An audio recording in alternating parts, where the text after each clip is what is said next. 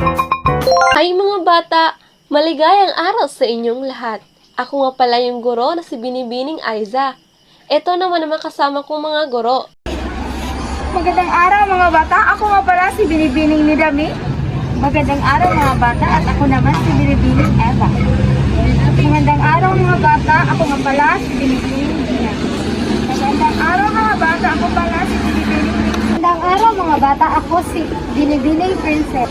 Magandang araw mga bata, ako si Binibining Mikaelo. Magandang araw mga bata, ako si Binibining Bigay.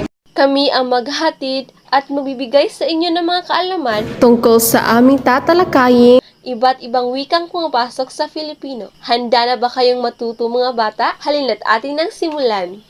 Nang mapagtibay ang konstitusyon taong 1987 ang nakasaad sa Artikulo 14